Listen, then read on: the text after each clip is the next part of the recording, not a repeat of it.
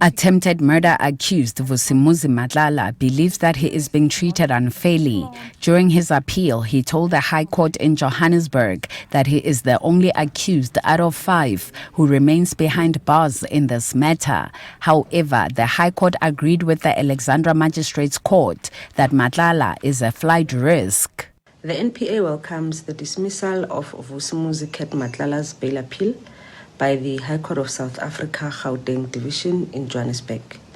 We are of the view that the court made the right decision in denying Mr. Matlala bail, considering the severity of the charges and the risk to public safety, as well as law enforcement officers, including the investigating officer and the prosecutors involved in this matter. While the High Court agreed that the lower court erred by deciding the matter as a Schedule 6 offense instead of 5, it concurred with the conclusion that bail should be denied.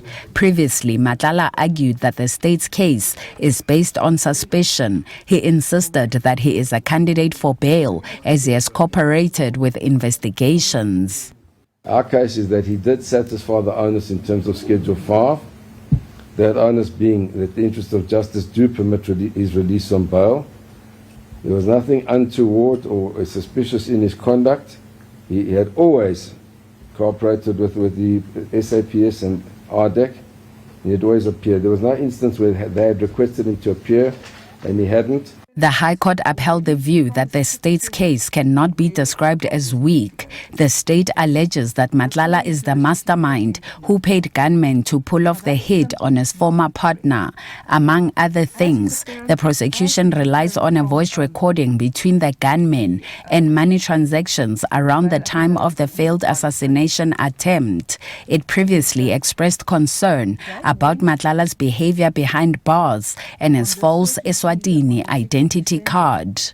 That cell phone in prison is a means to communicate to the outside world, and that is a risk to the state's witnesses. That is a major risk, as it is, my lord, by the very nature of these crimes.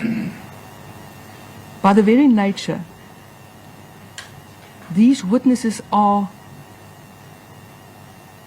in fear for their lives, and rightfully so.